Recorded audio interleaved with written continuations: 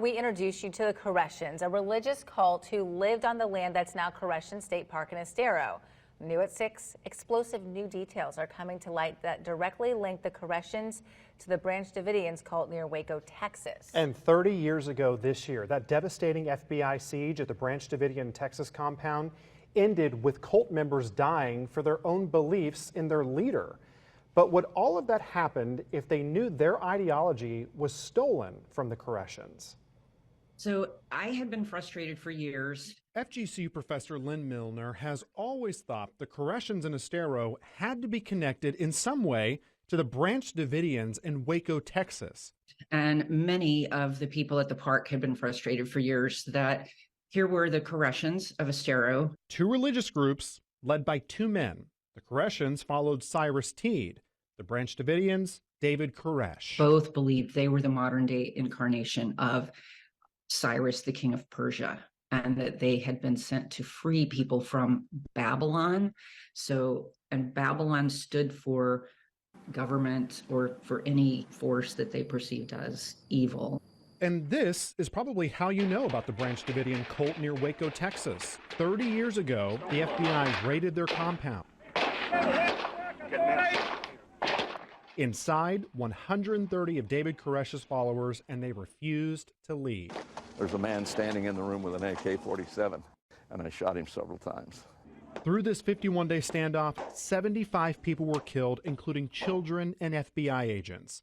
But Milner believes more lives could have been saved if Branch Davidian followers knew that their ideology was taken from the Koreshans. Especially had the leaders, I think it's most likely that his right-hand man would have been the first. And when a leader leaves, it's more likely that there'll be a domino effect. Milner partnered with Jeff Gwynn, who wrote a new book about the Waco standoff, and together they made this discovery. The whole thing was a surprise to me, I have to tell you. Gwynn came across an old, small book written by followers of Cyrus Teed, the leader of the Koreshans, about their beliefs. He was the Lamb of the book of Revelation. He was going to open the 7 seals of the great book, and he was going to bring about this final clash between the true followers of Christ and Babylon, the American government, to usher in the new kingdom of God after Armageddon. That struck me as fascinating because this is the exact same thing David Koresh is proclaiming almost a century later in Waco. Both Gwynn and Milner believe it is possible the early leader of the Branch Davidians picked up that book in a Waco library and modeled his beliefs after the Koreshans and Cyrus Teed in Estero, then passed those beliefs to David Koresh and the Branch Davidians. The group was preparing for the end of days, and they were told they had to fight through this siege in Waco in the way the book of Revelation said they had to. But if the Branch Davidians knew that their beliefs were stolen from someone else, would they have left the compound before the building burst into flames and killed them? This book makes it so obvious that David Koresh wasn't original. No, some of them certainly would have stayed with him, believing in him no matter what. But surely at least a few of them would have said, no, wait a minute, this calls everything into doubt. So now both authors he heard from believe this new revelation trickles down to even our lives today, saying if we can look at the facts with the whole accurate story behind historical events, we can make better decisions and move forward as a nation.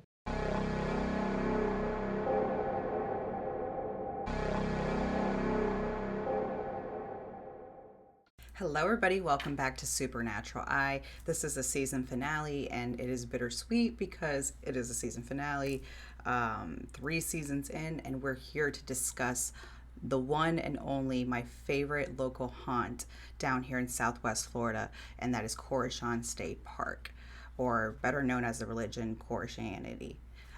So before we dive into that, I want to give a big shout out to our interviewers from season 1, 2, and 3. So I want to give like a little dedication clip. So let's go ahead and roll that real quick.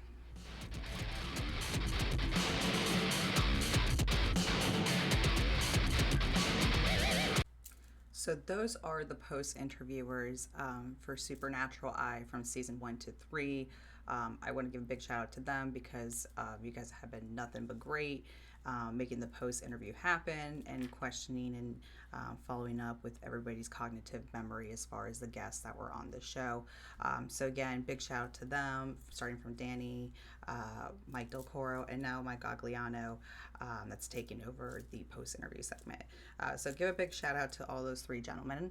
And also, I want to give a big shout out to the interviewees and the guests that were on this show. So let's go ahead and roll that clip. You'll see everybody that has been on from season 1 to 3. So let's go ahead and show that clip real quick.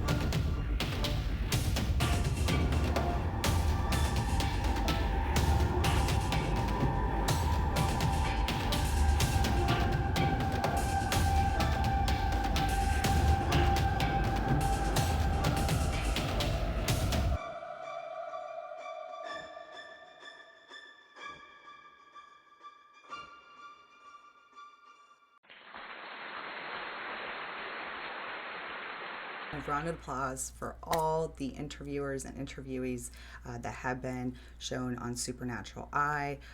You will see a lot of amazing paranormal investigators, guests, and also celebrities in the field. So I couldn't be here without you guys and making this show happen. So thank you guys so much. And also to all of you guys and the supporters have been watching this since season 1 and even a little bit late throughout, that's fine. But thank you guys so much. I would not be where I'm at today.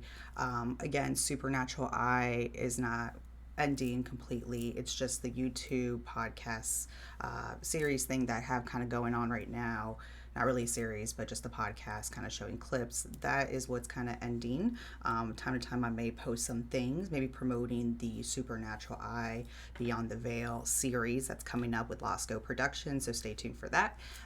We'll dive in a little bit to more details at the end of this episode regarding Losco and where the future of Supernatural Eye is heading. Also stay tuned because joining us will be Michael Gagliano, Junk McGee, aka Scuba Steve. He'll be joining us for the post interview and doing his thing. So he'll be discussing a little bit more and following up with our guest, my man Eric Vanderlaan. So he was with me in the Koreshan trip, and it's just a beautiful way to end the season finale. Also, we have a VIP guest that will be coming through, so I will announce that towards the end of this episode. So anyways, it's going to be a long one, so buckle up. And yeah, I can't wait to share what we have in store for Koreshan State Park.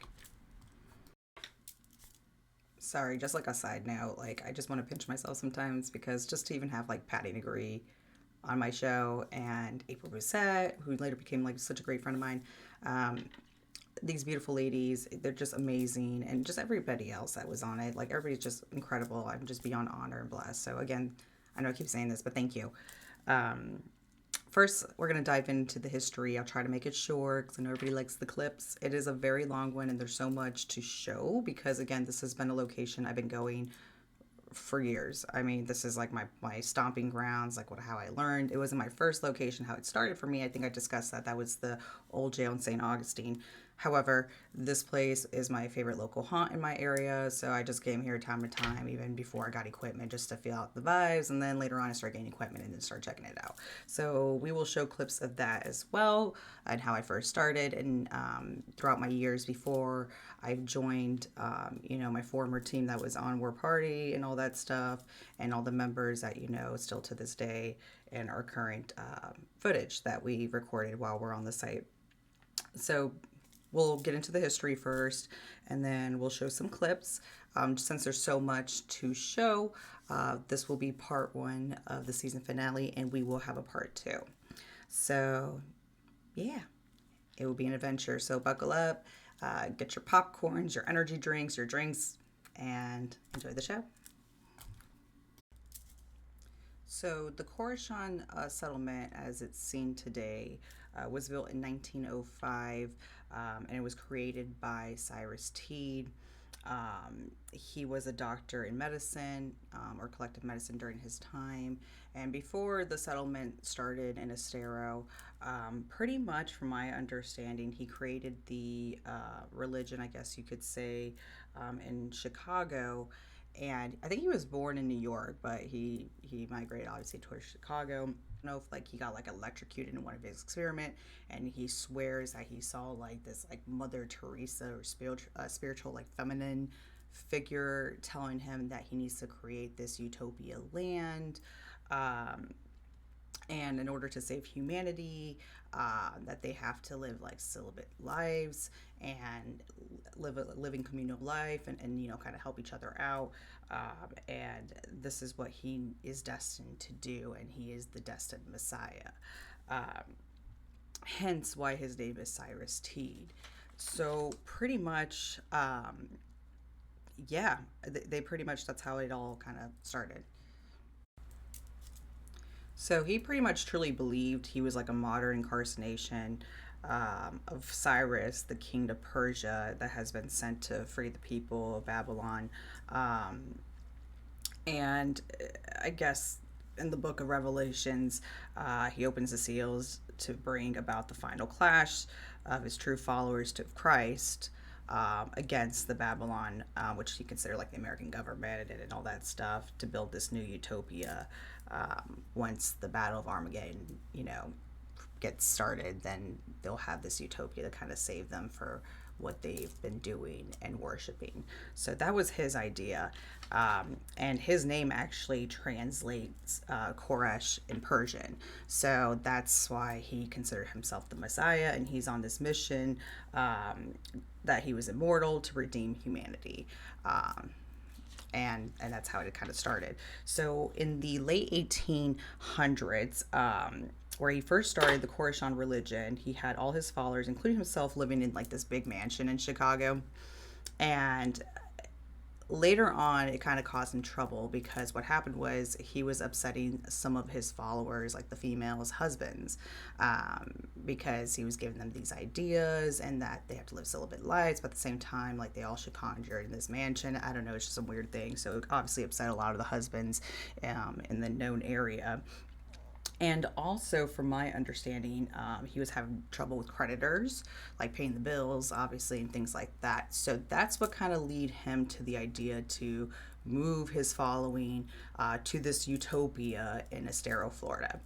So a lot of these wives left their husbands pretty much to go follow Cyrus Teed. So there's a lot of brawl and hatred towards Cyrus, and that's why he has this reputation of being known as that ladies' man, or you know, taking the wives from the husbands to create this religion. So yeah, that's how kind of all started, that they kind of conjured all the way down to Estero, Florida, which is kind of crazy, but that's how it all kind of started. And they kind of built their community in the early kind of late to 1900s, and I can imagine at first the conditions in the Florida habitat were very crucial. I mean, I can imagine how the humidity factor, the mosquitoes, the wildlife, all of that, but they were able to build at least like 50 buildings at the time pretty quickly. So yeah, a lot of props to the Koreshans for that. So from my understanding, he was known to be like very charismatic during his time, and he not only convinced his followers about immortality and that he was immortal, and that if you follow these certain steps and his followings, then you will also be immortal as well when that time comes. So he convinced his followers that the entire universe is contained inside a hollow earth. And that we just kind of stand at the edges looking at the cosmos, and that there's nothing like really inside the middle of the earth, but we're like, it's all hollow, in other words. So he also believed in achieving, as I mentioned, immortality through celibacy, making sure everybody lives celibate lives, meaning that they have to be separated, like male and females have to live differently, like no hanky-panky kind of thing, unless they have to recreate for, having more member purposes. But in reality, that's how they could achieve immortality, according to Koresh, their religion. So also communal living. And he did have a little bit more democratic views, from my understanding. And the men will forever, and again, that they would forever live in this utopia, if they follow his religion and his ideologies. They're very established. Like, they had a school, a dentist's office, a sawmill, laundry, bakery. Also did electricity as well. So engine rooms, like, they were very advanced, honestly, for their time. They got critiqued a lot from the Estero, the others, in other words, the Estero civilians. So, but for their time, they were pretty advanced. So that was pretty significant. Going back to the history of how things got settled at the Koreshan State Park, or the Koreshans, he heard about this German home settler by the name of Gustav Damkohler, if I'm saying that right. He is German. He lost everything in his homestead, so he was very desperate to find people, investments, and money. This is where he met Cyrus Teed, and Teed, with his charismatic personality, convinces Gustavo that he was the Messiah, and allowed Teed to build the community in his land. So he was pretty much like the first guy on the property, in other words. From my understanding, there's even rumors that supposedly he committed suicide in that little river behind his cottage, because something about his son, like a death of his son. I'm not sure how accurate that is. But then there's others that have mentioned somebody else committed suicide in the river, or drowned, or murdered, who knows.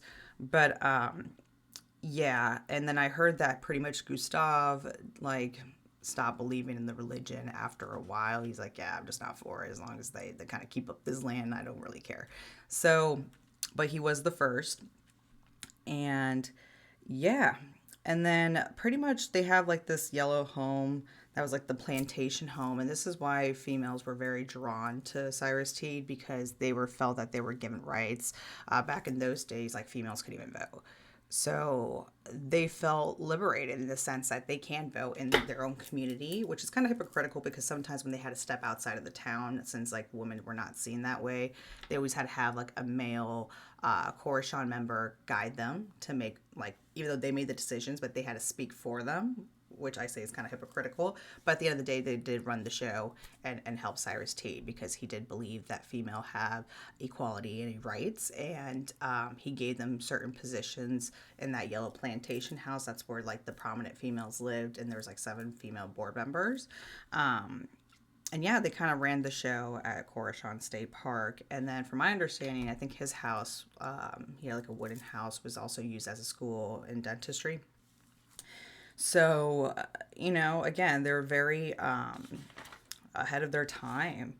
They had 250 members, a bakery, again, generated electricity, dining hall, and all that good stuff. So they really made their community kind of thrive during their time. So, fun fact, Thomas Edison was a known pioneer in Florida history, along with Henry Ford. And they actually visited the Koreshans and to gather ideas for their new innovations, because a lot of people, especially in the town of Estero, they're kind of hesitant with Thomas Edison and the whole idea of the electricity, thinking that's going to, impact their farming. But the Koreshans are open-minded, and they're actually very for innovation. They're all for it. Anything that can make them work smarter, not harder, that's better for them, kind of thing. So they actually were friends, and a lot of the times, I know the Koreshans were known for their music hall and doing performances and shows, and reading scripts and stuff like that. And Thomas Edison and Henry Ford used to bring their families and used to watch and participate in the audience. So yeah, I thought that was kind of cool, as far as finding ideas for electricity and things like that. And that's where you could see their steam engine was created, and some of their innovations throughout the Koreshan times. So I thought that was really cool. And then to kind of further proceed, from my understanding, Cyrus Teed died in 1908 on December 2nd. And they say that's like the Winter Celeste kind of time or whatever. But anywho, what happened was that he got in this like big brawl with the town marshal, and I believe his assistant pretty much beat him up pretty badly, that he later on died due to his injuries, and they became like pretty fatal. So the Koreshans highly believed that he would be resurrected, that he was immortal. So they put him in a bathtub full of ice, and to see if his body would be preserved for when he was resurrected. Weeks went by, days, and the body just decomposed terribly, like really bad, to the point that it was horrible, not sanitary, and the county of Estero, or Lee County, had to jump in and pretty much put an order that this body needs to be buried properly, because it is rotting away and decomposing, and just it was bad. It was pretty much like a month in, because from my understanding, he didn't get buried till like December 27th or something like that. So it was like a full month in. But that was weird. So yeah, it was been weeks, days, and eventually after his death, like, his followers also begin to decline, because they're like, okay, well, this is not real. So like, what's going on here? This guy's not resurrecting. So they had like very few followers, very few remain, because those hardcore followers really did believe this guy was going to resurrect.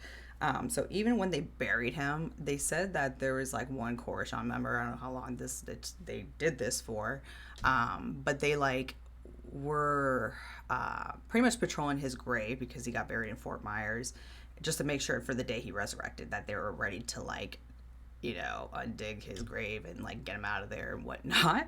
But obviously that didn't happen. So there was a really, really bad hurricane in 1920, and it pretty much wiped away his body, and from there on nobody could have recovered Cyrus Teed's body. So the infamous Messiah never resurrected, and finally pretty much that came to the decline of the Koreshan community. The last standing member there was Hedwig Michelle. She was German, so she was one of the board members, and she finally decided to deed off the land to the state of Florida, which is now the Koreshan State Park as you know it to be. And yeah, that was pretty much a fun fact of how Cyrus Teed passed away.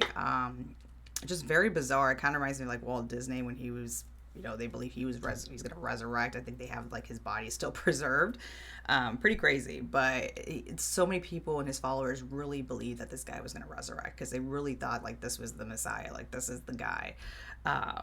What a strange story, but that is sometimes Florida for you. Fun facts. So actually the Koreshans were not buried in the land or the state park, as a lot of people rumored or think that they are for some reason. They actually are buried in the cemetery, and it's in this community, like with houses and stuff like that. Residential community, and it's sad because you could tell how overdeveloped Florida is. So obviously back in the days there was no houses and things like that, but obviously how hungry developers are, they just kind of like to develop, and they don't care. Even if they gotta remove gravestones and curse the land, they don't freaking care. So yeah, it's really strange, because it's like this small little park, and I went there like one time during the day. Maybe I'll have to like do a follow-up video and investigation on that cemetery, I don't know. But you have to go through like a security guard in this community, and it's kind of crazy. And it's near the state park, but it's off site. It's somewhere else in a residential area.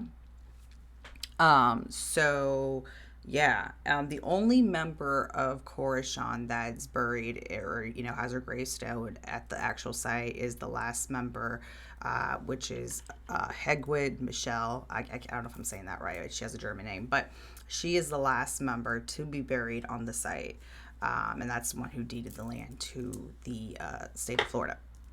So yeah, that's just pretty much the fun fact and stories of the Koreshan religion.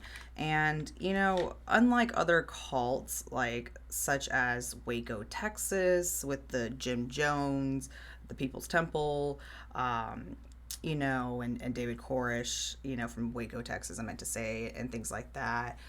Charles Manson, and, you know, I'm trying to think of the other guy that, like, you know, thought like the aliens were coming and like they all wore sneakers. But anyways, I forgot that guy's name. But like those famous cults, it's not like those in the sense that they kind of convince their followings to commit suicide for a higher purpose. However, yeah, obviously they mislead them with these false ideologies and religion of things that are not true. So if anything, they did get misguided in those similarities. But in reality, it's not like in that dark sense of a cult, even though I would consider this a cult. More than like a misleading religion, because like obviously people did things that were kind of crazy from my understanding, but definitely it's not like that dark other cults that you've seen in those infamous cases. So if anything similar to it would be the Waco, Texas case with David Koresh, because actually from my understanding, and that's what you saw at the beginning of this, you know, before we started the show, was the news clip with that FGCU professor, and that's actually the university I went to. Shout out to FGCU. But anyways, that David Koresh copied the idea from Cyrus Teed to build at the time his ideologies and him being the Messiah. So they have very similarities to that, because obviously he plagiarized from Cyrus Teed back in his foundings, because the book that was written by a professor made it to the library in Texas, and that's where David Koresh got his idea from. So in the sense, that they, you know, the difference is, that it's like a softer version of a cult. Oh my God, my camera is like in and out. It's kind of weird. Ooh. But similarities, again, that they believe that they're going to free the people from this evil, what they call the Babylon, in the Armageddon time. So if they follow these certain rules, then, you know, they're going to be saved and live immortal lives. So in that sense, they're very similar. And that's where David Koresh got that idea. Now, if, let's say, maybe Cyrus Teed didn't get beat up and he was still living his long, fulfilling life, could that happen? Maybe something happened and, like, he's, like, convinced his followers to all commit suicide, possibly. But in the meantime, it wasn't that hardcore, I guess you could say, of a cult versus, like, these other cults, right?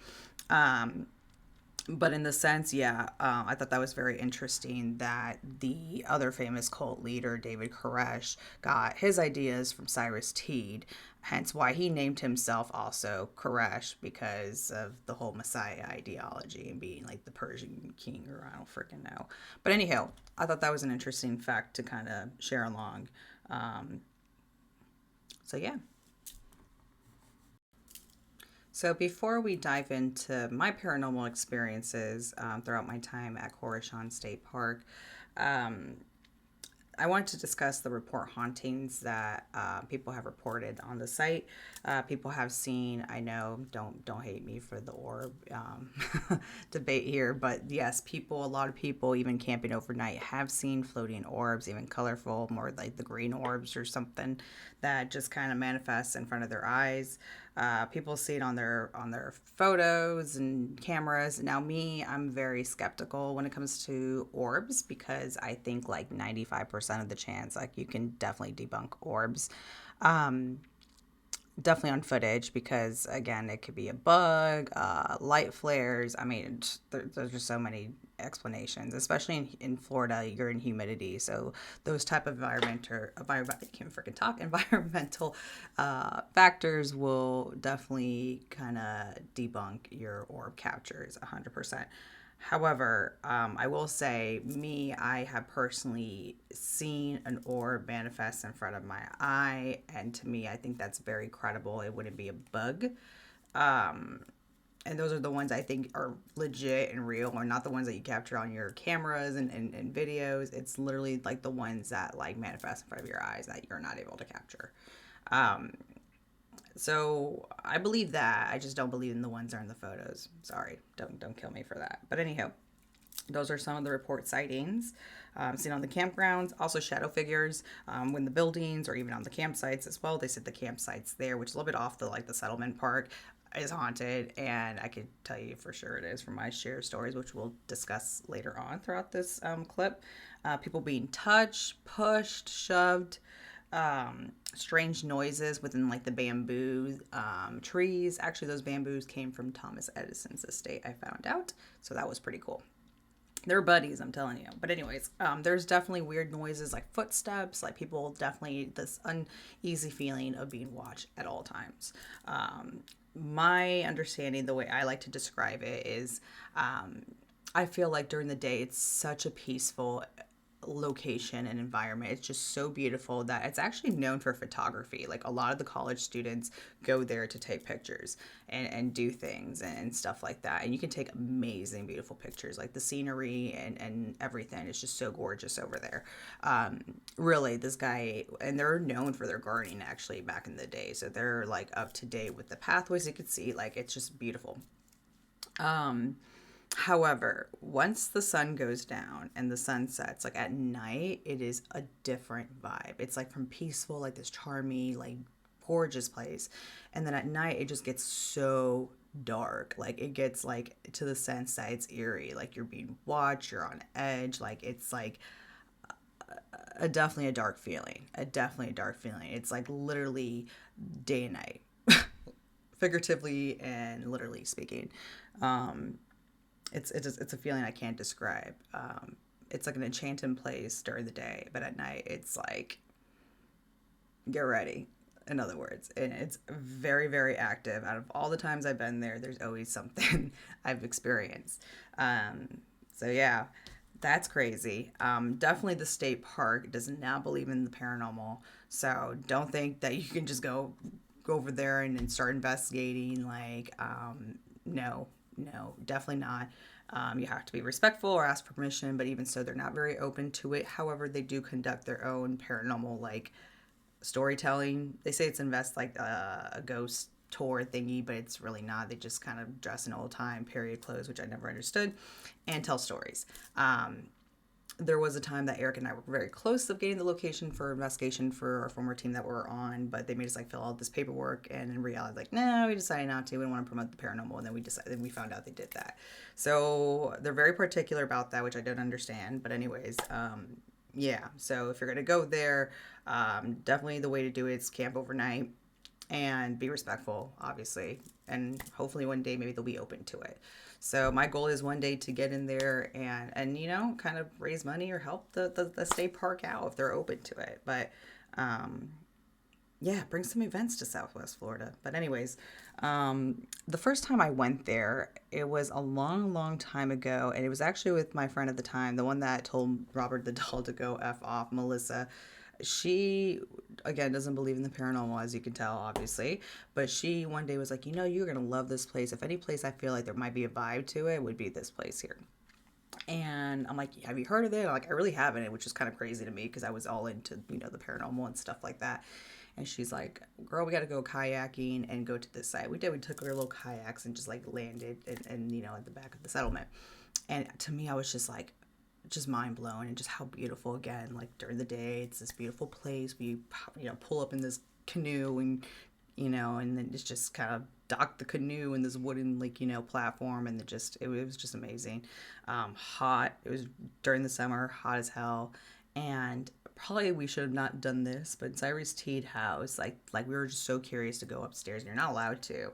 I think now they have like sensors and cameras, but we kind of crawled up to the second floor. We didn't do anything bad. We were just kind of curious to see what was up there. And it was like literally all these like vintage artifacts and cool things. I'm like, oh my God, I'm like in freaking Disney World right now. So that was like my first time there. And I definitely felt like there was a vibe, and just knowing the history, then I start researching more about it, and I'm like, I gotta go more. So then I like dragged all my friends to kind of like help me out. And then when I had the courage to do Supernatural, I actually did a photo shoot there and dragged my friend Jarita to come with me. And she was recording, taking photos. And during our photo shoot, like, yeah, I had like some, you know, props and stuff. That's when I think I got like my K2 and some equipment. Like, again, I was a newbie in the game. And I was ready to do Supernatural Eyes. I did my photo shoot, and like things started happening. Like, we did get some K2 spikes and things like that, and like it kind of distracted us to start investigating. And then we got stuck there at night because there was like always a rainstorm that gets me like stuck there. It's weird, but anyways, it always happens. So I'm going to go ahead and show you pretty much like the clips of back in the days when I was at Koreshan State Park and what we captured. And also, I went with Eric before our night investigation. We went to check out the place a couple times because he's been there before my time and experiencing, some crazy stuff too himself. So, and he'll talk about that later on in the show. But anyways, I wanted to show you some old clips of what we captured at Koreshan State Park. And this is way before our night investigation, which we will show here shortly. But definitely want to show, I've been going to this place for a while, and like some of the things I've captured that I found, significant and cool. So let's roll that clip, shall we?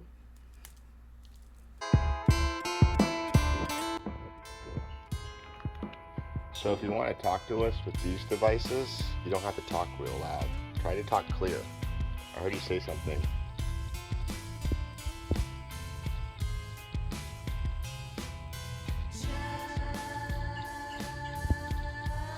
Do you remember us?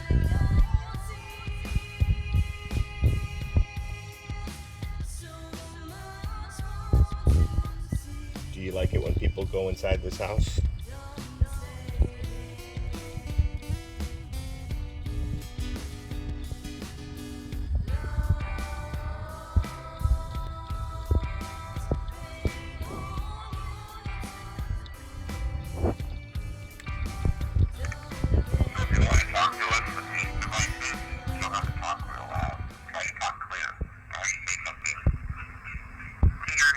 Two, three.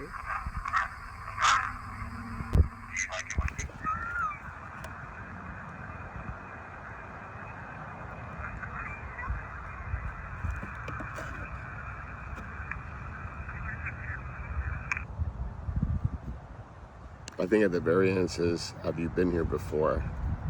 And the screeching is you.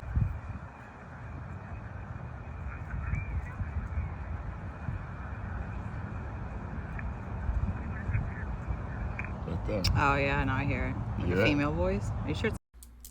So yeah, those were like my older clips. I'm not gonna lie, I cringe a lot when I see myself, my younger self. Again, you're learning. Still kind of like a newbie to this. This is like way before I even started joining War Party Paranormal.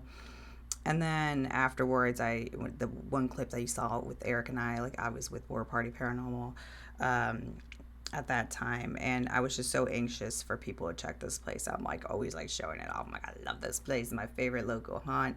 Been going there for so many years, and each time I go, it's like I want to learn more. Like there's just so many mysteries that need to be uncovered. I had psychic friends that have come on property and mentioned things, that there's just so much mystery. And like the females, they had like riots sometimes, like they just saw females like kind of silenced and things like that, and like children being sexually abused and just weird things like that. Whether if it's true or not, I'm not sure, but it doesn't surprise me because always in cult fashion history, there's always similarities and patterns tied to that, which is very sad and unfortunate. So yeah, and if you do look at the pictures from like back in the days, like they all look like sad. Like, and I know that's like typical from those days, but they really do. They look like they're like miserable or sad or traumatized. So I'm not saying it's true. This is just allegedly, but I would love to go back and kind of do a retake of filming a psychic medium going out on the site and kind of picking up on these things. But you just kind of get so excited and so into it. Especially in my younger days, you could tell I was just like very like obnoxious and just I was excited, So again, all that energy was just for me. Like this is like very nerdy, me and exciting. And my friends were like, "Oh my god, like why am I doing this? Like get me the fuck out of here!" Unless some scary stuff happened, then it got crazy, and which it did. But yeah, my ovulus always goes off like at a pace with all these words spitting out. My K2, however, on those clips. I will say I've taken my K2 there before. Oh my god, my camera's out of focus. I don't know why it keeps doing that. It's so weird. There we go. Camera keeps going out of focus. Anyways, so I noticed on the K2 video, obviously, like I've taken my K2 there without cameras and phone interference, and the K2s do go off.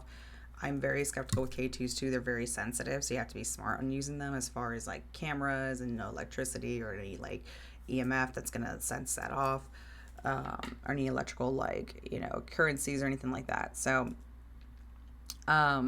your phones are going to trigger that. I think with that video, I got too excited, but looking at it now, I can easily debunk it. I think that was like my phone. I'm not sure if I had it on airplane mode, to be honest. I might have, but I don't think so. So even though I said like it wasn't in front of the threshold, doesn't matter, even behind the scenes, you can still trigger that K2. So I kind of want to debunk that, but I'm not going to lie, there's been times if you take your K2 there, like it will go off. I had cat balls go off. My ovulus was significant, as you can see. But yeah, that was really cool. So the place is, again, not to disappoint. I'm just eager to get inside of those buildings and investigate. But anyways, as the years went by, I've always had this lingering sensation that I want to find out more. I want to make an episode on this. And I had the courage to like reserve a campsite, and you have to do like years like in advance because it's so popular, especially in the wintertime. I would suggest doing it because in the summer it's super freaking hot in Florida. So it was nice and cold, and we reserved a campsite, and we decided to go walk there at night, because you can't do that, you know. But we didn't go inside the buildings. We just kind of went around the surrounding park, because trust me, you get so much activity. So I can only imagine when you go inside of those buildings what happens too. But we captured so much, and we even had the day 1 and day 2. So before we showed day 1's, you know, clip and part 1's clip of the Koreshan State investigation, we decided to do this because I had the courage now that like I'm more experienced in the field and had my equipment and stuff. Back then I didn't have as much as equipment. Now I had like the whole 9-yard equipment. I had help. I had somebody that's interested and just invested as much as I am to kind of help me out. And I went with my partner, so what better way to do it as well. And it was an amazing weekend and date. And I even taken my dog there. Like Salem has gone there so many times and he loves it. And we gone like day walks, and like that's like our exercise trail. Like, let's go to a haunted location. Let's jog. Let's just do a walk around here. So people go there with their dogs. It's really an awesome place to camp. Besides the paranormal, it's beautiful state park. Highly recommend checking it out. And the people, the rangers there, they're very nice. The park rangers. Some are educational. Some of them do believe in the paranormal, and they get into it and they talk to you about it. And some of them are like, no, this is stupid, right? I think a lot of times they're very protective of the history, and they don't like the whole cult sensation. But in reality, I mean, you have to face it. It is a cult. Like I said, it wasn't like one of those aggressive cults, but it is a cult. So it's just such a fascinating place with such an amazing history. So yeah, we wanted to go in there with our big guns and investigate the place and find out what mysteries are here to, you know, what are the Koreshans want to communicate? What is there left? You know, is there anything that they want to say, understand, like the children, the females, like do they want to talk? Maybe they weren't able to talk as much as they said that they had rights. So yeah, I wanted to go back, and I felt like I wanted to uncover those mysteries and find out more. So here we go. Let's roll part 1 of the Koreshan State investigation with myself and Eric Vanderlaan. Here we go.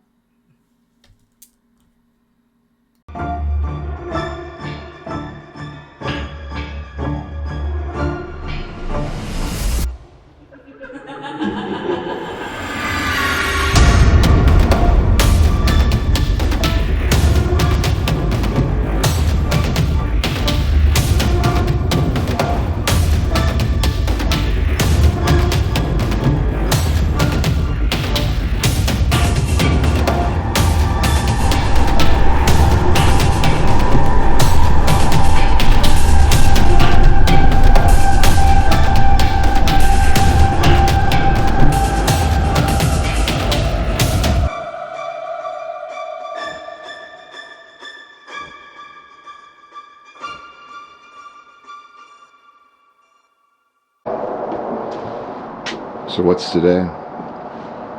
Today's date is Friday the 13th.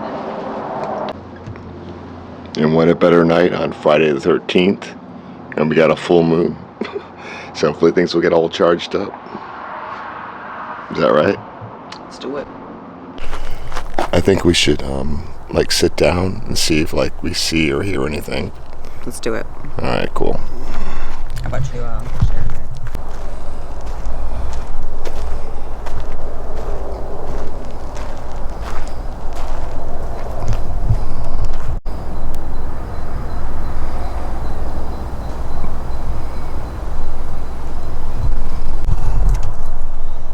but we mean no harm. You just want to talk and understand more about yourself. Understand you're part of the Koreshan.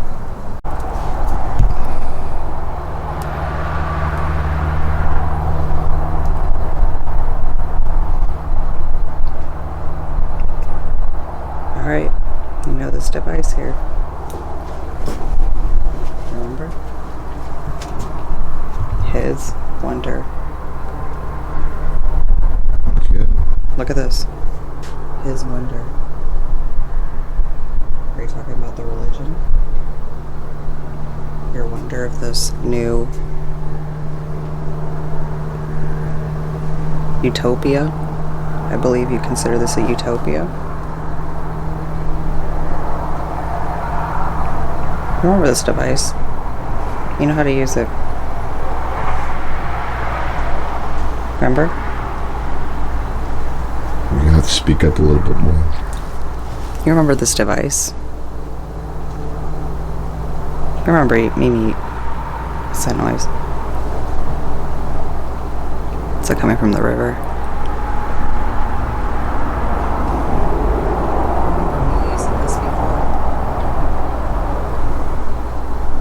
Remember? You can communicate with me on this device. Just use it and spit out any words you feel like you can manipulate.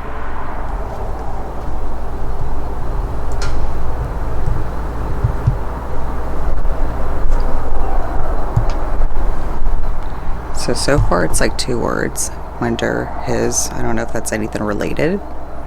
It makes you think though. His wonder, like he did believe this new religion and thought people, or kind of like convinced people about this religion as well as like the new thing, the new utopia, because obviously coming from up north to Florida, this is like paradise to them. I keep hearing noise all around me, but I don't know. We do have a river, so there's bamboo that doesn't make noise. The road's out there too, which is a main highway, so you have to keep that in mind. But I'm definitely hearing like things moving from like trees and whatnot as of now. I'm not saying it's paranormal though, but it's a little creepy for the spook factor. What do you think? Anyways, what is it? Oh, baby. I don't know, but I heard something over there. Look, bring wood.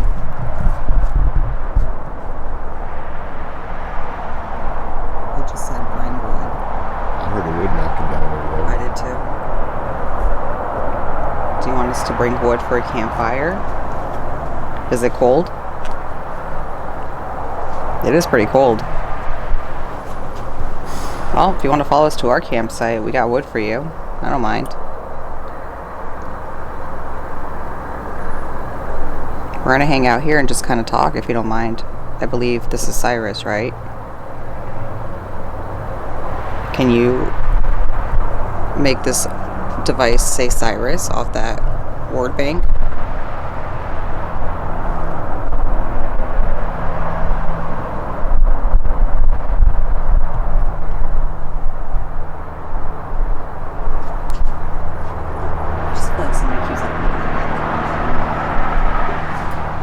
Anyways, let's go sit down. Let's try to do an EVP session. What do you think? Okay. Wanna Can we do it that? here? Yeah, Okay. let's do it. Do you want to set that down somewhere, like to set it up? We can like put it over there.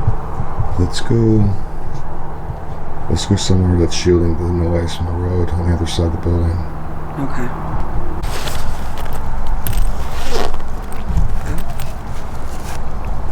Row Legion Stephen? Who's Stephen? Is that a name? Yeah. Is that one of your helpers, Cyrus? Living.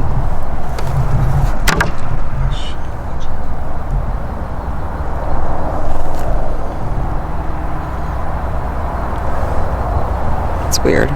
Anyways. Should I put this here? Just keep spitting out words. It says haze. Bank. keep communicating. It's okay. I'm gonna put this over here. Oh, it's gonna fall. Yeah, it's gonna fall. We have a block. So I'll put that right there.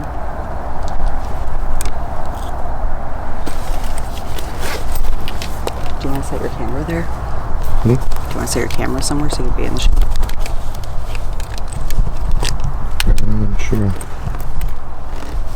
Or I could do it like this.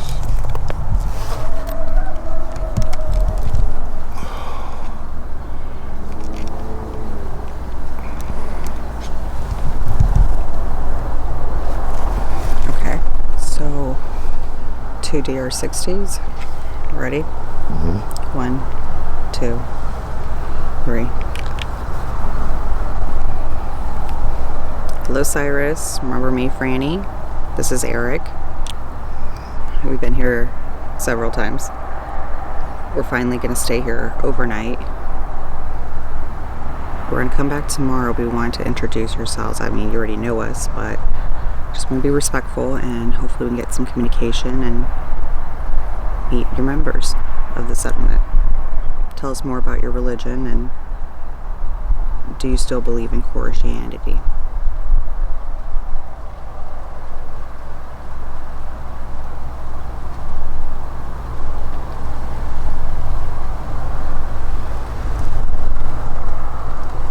Can you tell us who Stephen is on that ovulus? You said the name Stephen. What is he to you?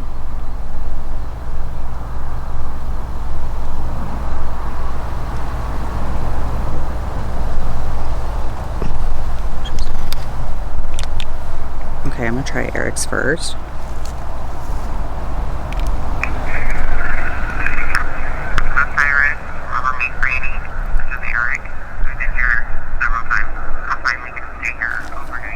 Oh, there's something there.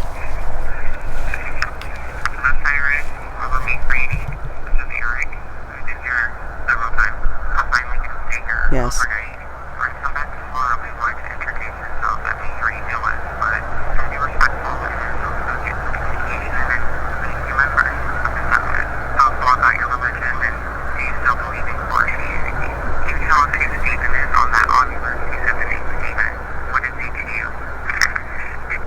So all I heard was like yes at first about like Eric and I visiting here.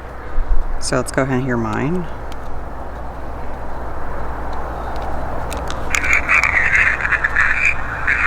Hello, Cyrus. Remember me, Franny? This is Eric. We've been here several times. We're finally going to stay here overnight. We're going to come back tomorrow. We want to introduce yourselves. I mean, you already know us, but be respectful and also get some communication and meet new members of the settlement. Tell us more about your religion, and do you still believe in Koreshanity? Can you tell us who Stephen is on that omnibus? You said the name Stephen. What is he to you? I don't know. You want to move on to the next building? We can. Let's just actually stand in a moment of peace and like quiet and see if we get anything. Just like not say anything. All right. 1, 2, 3. All right, Cyrus, I'm not going to say anything. I'm going to let you pretty much speak to these devices. If you can, please, loud and clear so we can understand you. If there's anything meaningful you want to say, go ahead. This is your moment.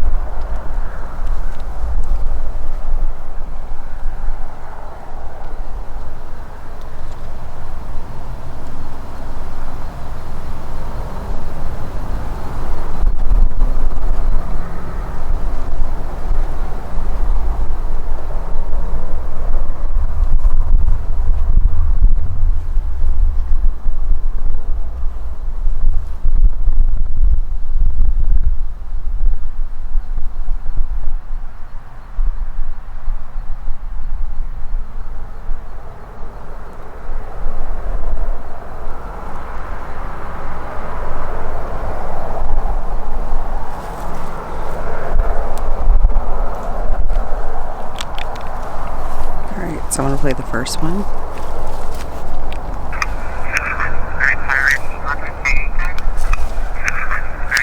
I feel like there's something right there. You hear that? There's something there, I just can't make it in. It says go ahead. Good to hear. I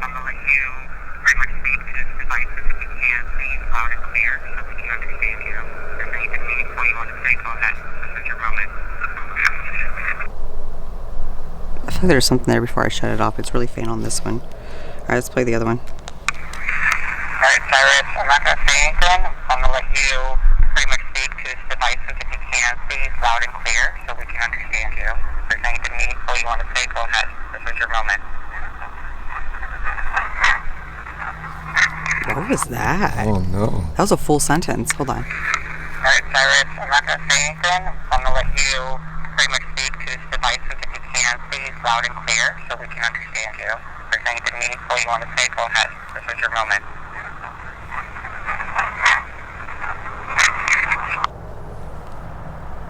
What was Say something, but I'm gonna play it again one more time. I cannot make it out, but that was like a complete male's voice and full sentence, right? I'll have to listen to it later. Yeah. Oh, and let me. Alright, Cyrus, I'm not going to say anything. I'm going to let you pretty much speak to this device if you can, please, loud and clear, so we can understand you. If there's anything meaningful you want to say, go ahead. This is your moment.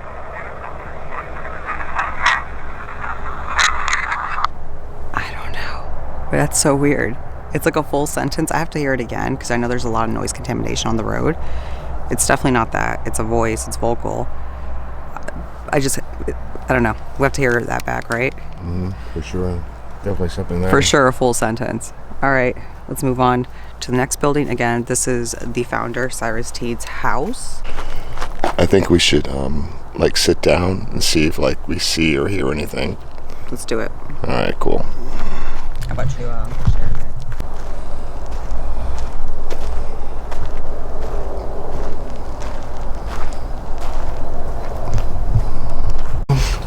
What are we doing, Franny? We are at Conrad's house, and he was one of the members of Koreshan. And I think he passed at this cabin, or it's really not a house cabin, but he passed here, I think, in like 1961, if I'm not mistaken. Hate to interrupt, but we're sitting here on this porch and we're feeling like vibration. It's really weird.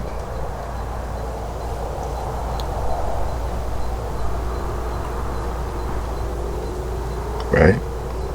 A little bit, yeah. Earlier I felt like the plank like moving or shifting. Like this wooden plank that's... No, there's a weird vibration, and I felt it stronger. There is a lot of bamboo swaying. It sounds like people are like walking or something. But it's not. It's a... I just felt like you're moving. No, I'm still... You want to do an EVP session? Yeah. Let's do it. Okay. One. I'll let you lead. Oh, also, before we start... No, I'll start. No, before we start, I am... She's the boss. No. I'm Yes, she rocking is. the Haunted Happy Hour beanie, so make sure to check it out. Get your coffee. Stay caffeinated, because in these investigations, it's 1:30 in the morning, and it can get kind of long. And represent the girls. You know, you get a free subscription. Subscription.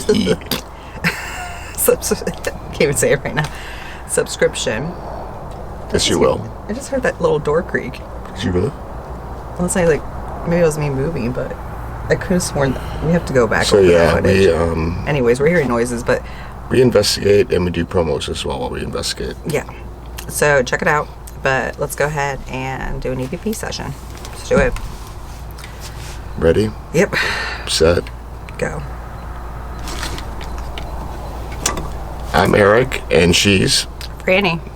Hello, anybody here want to speak to us?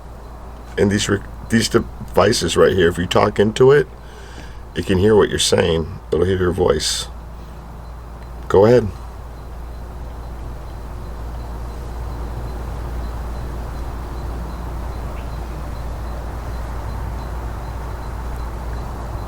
I feel footsteps. Can you make those a little bit harder? Can you stomp on the floor?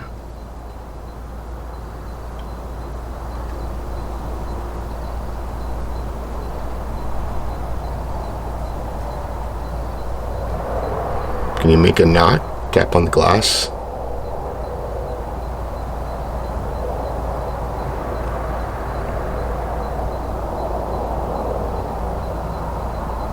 We're coming back tomorrow night, and we're bringing more toys. What do you think about that?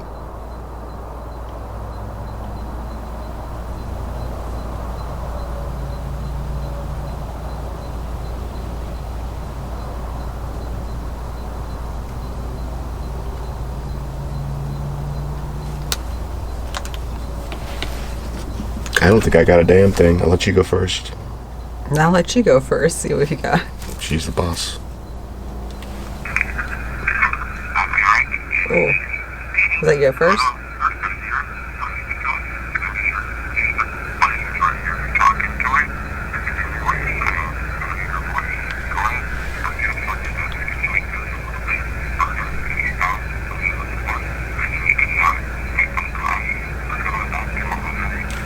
I think I keep hearing something like trying to talk over you. Yeah, right? And then there's something at first.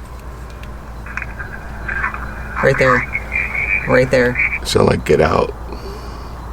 Listen. Oh, wait. That's the other one. Get out. Here, do it again. Yeah. Get out.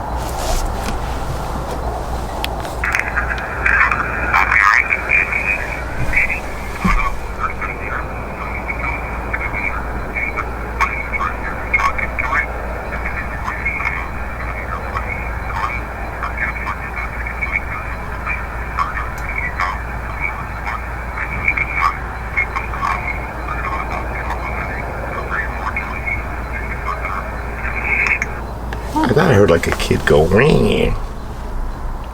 Play that again? In the middle.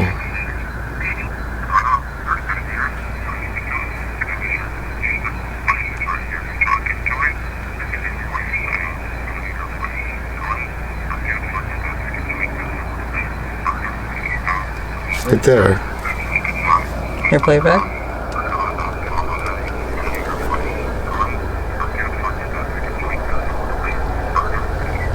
Right there. Yeah.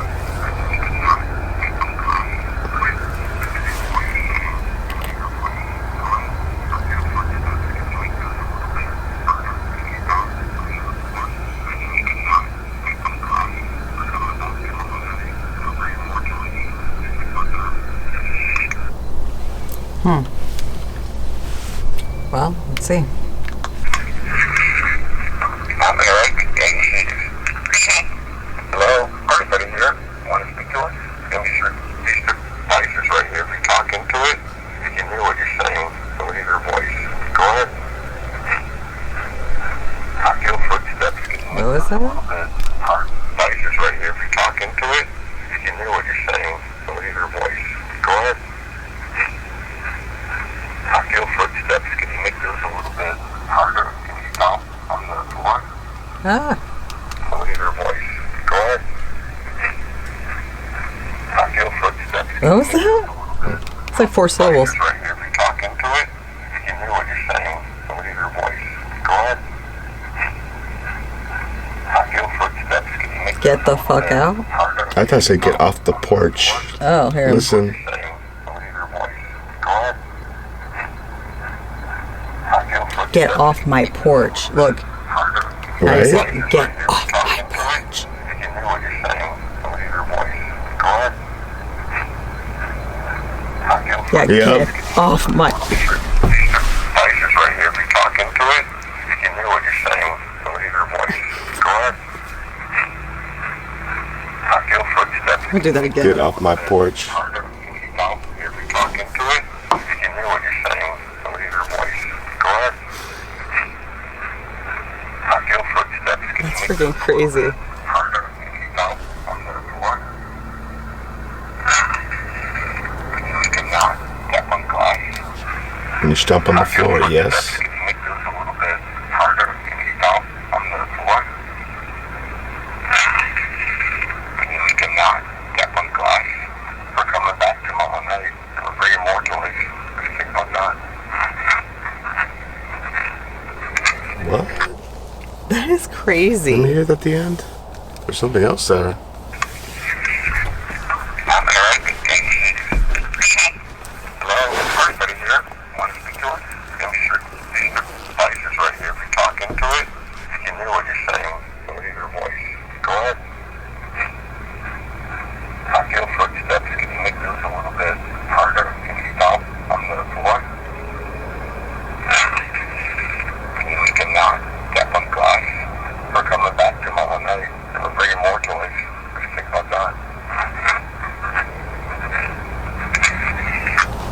They may get out. I have a question. They may have an answer. Let's see. 1, 2, 3. Hey, Conrad, I don't mean to disrespect, but what's all the hostility?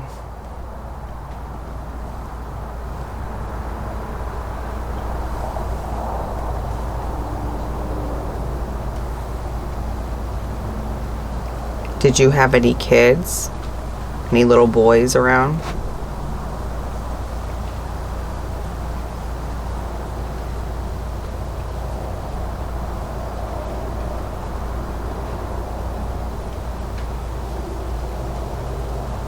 We thought we heard a child's voice, that's why I'm asking.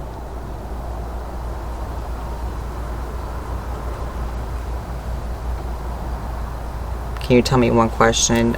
Being part of this religion, what did you find in the afterlife? Did you find out your answers, and was it true on what your beliefs were when you're on this earth?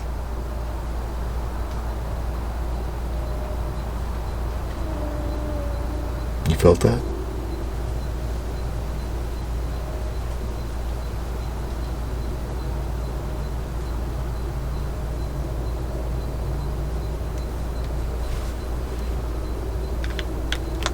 Like towards the end, my heart's like pounding right now. I'm getting like.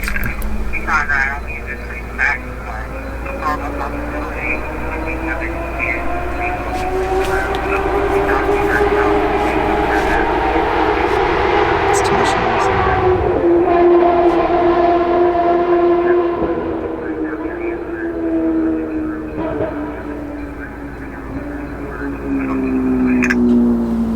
Nothing.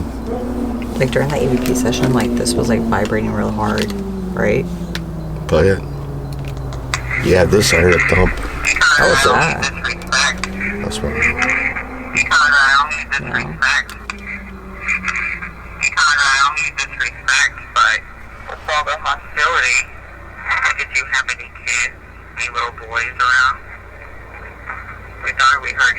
Go back. That's great. Come on. Go back. I heard something. Did you have any kids, any little boys around? We thought we heard What was some that? voice, that's why I'm asking. The hostility. Did you have any kids, any little boys around? We thought we heard Charles' voice, that's why I'm asking. Can you tell me one question? Being part of this religion, what did you find in the afterlife? Did you find out your answers, and was it true, and what your beliefs were when you're on this earth?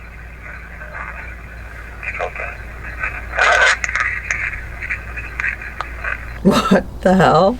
There was something right before I said you felt that. I'm gonna do that again. I just want you guys to hear that. I'm getting bit by mosquitoes. It's still in Really? the cold. Yeah, my feet are. It's like right here. Play it for the camera. Let me like just put my pants down here. Can you hold this real quick? It's still cold in Florida, and I'm still getting fucking bit. The river's right there. So She got that sweet meat. Oh my god, I gotta cover myself. Freaking Florida, you can't escape the mosquitoes. Well, you got a lot of conversation on there, I'm telling you. and I feel vibration right now on this. So I think Conrad wants us to get off his porch, and we're not done yet. Oh shit, that was me. Sorry, that was me. We're not done yet, and I think he's just like trying to intimidate us, and I don't know what's going on. We thought we heard a child's voice, so we're just trying to see if he has kids or what is the meaning of a child being here at this cabin, because this is a one-bedroom cabin for one man. And from my understanding, he doesn't have kids. I don't know. I'll have to look further into that. Ready? Right. But there has been a lot of rumors about what happened on this land. Whether if it's true or not, I don't know. I don't have the answers to that. But I don't want to disrespect anybody. But I'm just here to find answers at the end of the day. So let's see what we can get. What are we doing? Oh. I was adjusting my recorder. Conrad, I don't need disrespect, but with all the hostility, did you have any kids, any little boys around? We thought we heard child's voice, that's why I'm asking. Can you tell me one question? Being part of this religion, what did you find in the afterlife? Did you find out your answers, and was it true, and what your beliefs were when you're on this earth? That wood just creaked.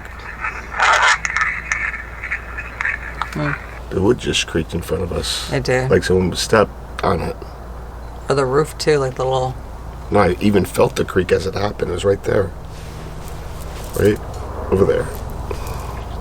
Well, this little cabin is like active. I think Conrad is a little angry. I don't know why. This is just a prelim right now. We're coming out with the big guns tomorrow night. But Is that right? we're gonna respect your space, Conrad. Let's do one more. One more. I want to do one more EVP, but we don't say anything. We just stay quiet and see if we get any noises. All right, Conrad, you hear that? You have Oop, I just felt it again. you have the space to talk, and this is your platform, your porch. So go ahead and talk. 1, 2, 3.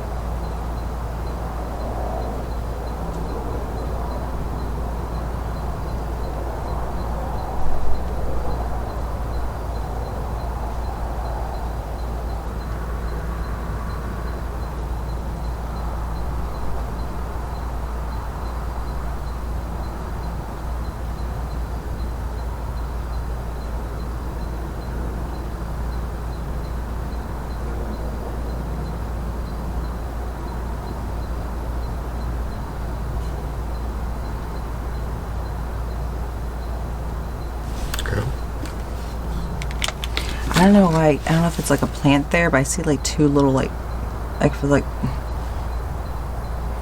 You don't see that? On the path? Towards the right? It could be a plant. Okay, that makes sense. That's what it is. That little. Okay. Does it look like a child's like height? I'm like, is that two little kids right there, like the fucking Shining, you know? Like, I don't know. What's that? Okay, ready? 1, 2. You go first. But what I do see, What? and I don't know if it's just my imagination, but I've been seeing it for a while, is every now and then, like right on the center of the path, just past the shadow, into the shadow that's over the white gravel, Yeah. I see like a white figure every now and then. You know what's crazy that you mentioned that? A long time ago, I'm recording this now, and I have, maybe I can bring Jarita on this. We're doing a photo shoot, ironically, for season 1 of Supernatural Eye, and we're doing we were investigating, I just had props, because I was trying to, promote Supernatural Eye. And she was doing a photo shoot of me, and surely enough, she captured, I thought it was just something on her camera, on her iPhone, it could have been, whatever, debunk. But you could see like a little shadow mist exactly in that area that you described over there, and that she felt like she was seeing things like a lady. She said it was a woman like in old period clothes that she saw. I didn't see it, but I did see what she saw on the camera. But I can't say it was 100% paranormal. But I'm seeing like a mist-like figure like I saw at Port Mayaca. Well, that's what she saw. She said it was white. And it was misty, but it was she could see form to it. It's almost like several, I see way down there. I can't see it, but I know that she sees she saw that, and it kind of reminded me of that. So I was like, oh shit. Let's see if we got anything. All right, go ahead. Oh my gosh, nothing. No, there was something there. Hold on, play it again. No, I said stop or whatever. Okay, ready? 1. Oh, my volume.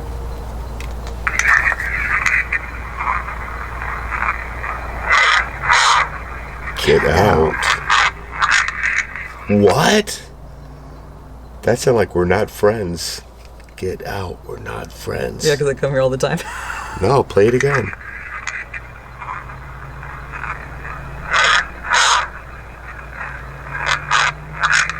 Oh my God. Clear as day. Get out. We're not friends. And what's funny is because Play it in front of the camera. I always come here. This is like my favorite local haunt. No, but that gives me the chills. It does give me the chills. And I always like consider these people to be like my friends, you know, like I kind of connect with like when I go to a place a lot. So he's probably. Oh, I feel like a little bit nervous right now. I'm like laughing and everything, but. No, for real. I told you earlier when we were doing that EVP session, like I felt like my heart was pounding. Like it was like if somebody. Play for the camera. That is wild. That is really wild. All right, Conrad, we're going to leave soon.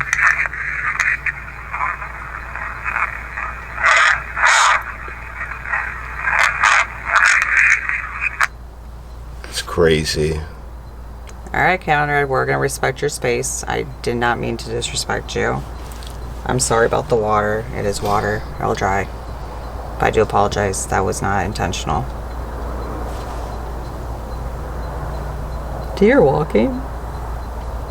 Where? It's like around there. It could be the bamboo. Anyways, we're going to wrap this up because things are getting kind of weird and we're feeling weird vibes. And obviously we're getting hostility from Conrad. I don't know what's happened here, but we're getting definitely male interaction. I definitely think it's Conrad. I think we heard like a little boy's voice, a child's voice. That's really weird. Stay tuned. This is just Friday the 13th. Friday.